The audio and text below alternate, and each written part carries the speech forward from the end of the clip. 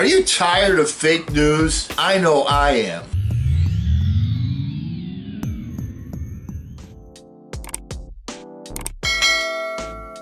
Hello again, everyone. I'm Eli's dad with Project Eli, where we educate, lead, and inspire.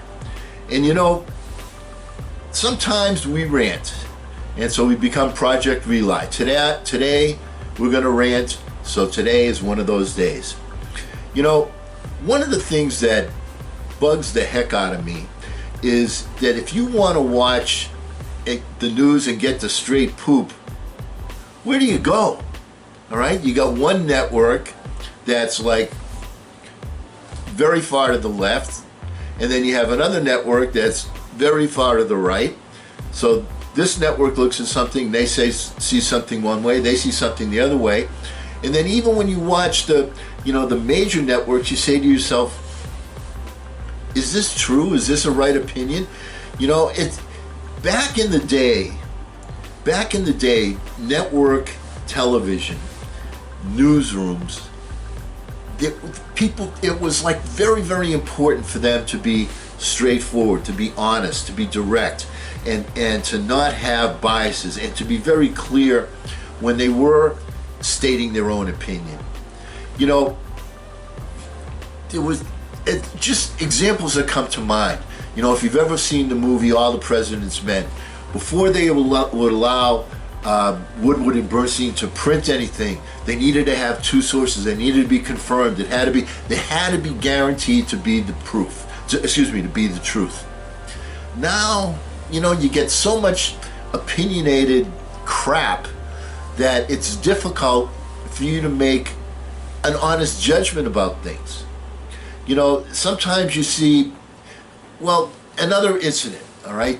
During the Vietnam War, there were the two sides. There was the side, you know, and I'm specifically talking about, there were the peaceniks, and then there was, the government, Lyndon Baines Johnson, LBJ, all right?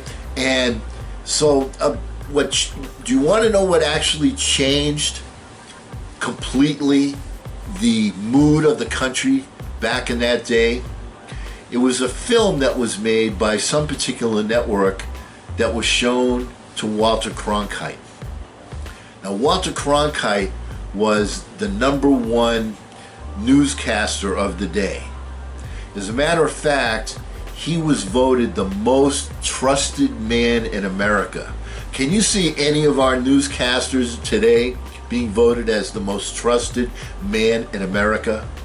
Well, when Walter saw this evidence of what was going on in Vietnam, he changed sides and went from being neutral to being someone that said, hey, what we're doing there is stupid. We need to get out of this. This isn't right.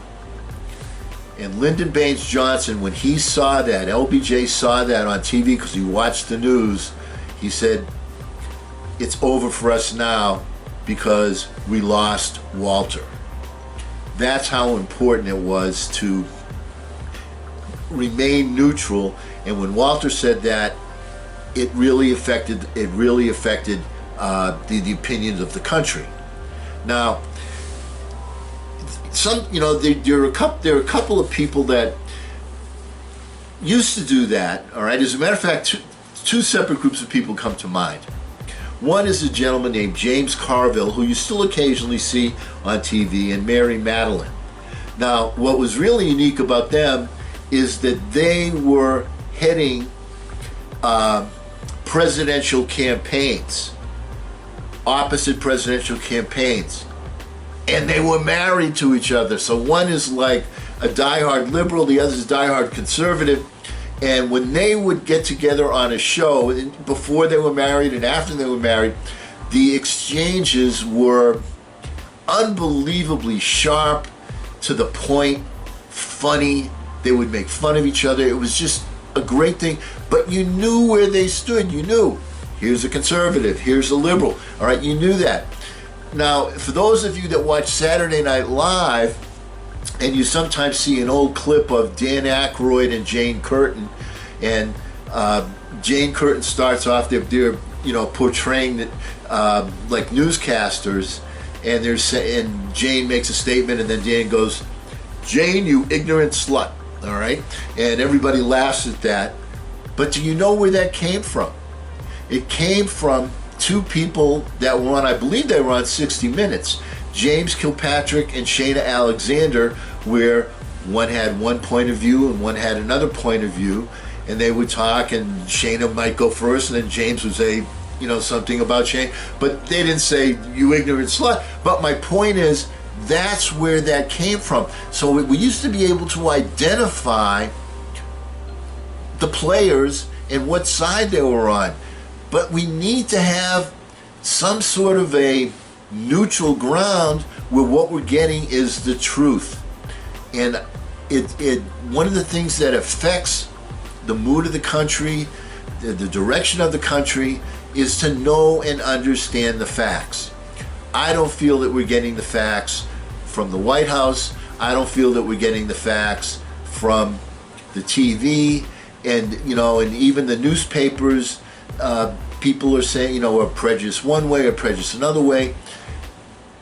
We need to have some honest journalism, and we need to have people that are giving us the straight poop. So my rant for today is, please, let's take your opinions out of there, and let's give it the Joe Friday from Dragnet, which is just the facts, ma'am, just the facts. And because we will never end a meeting on a philosophical note, let's all get out there and charge! I'm Eli's dad.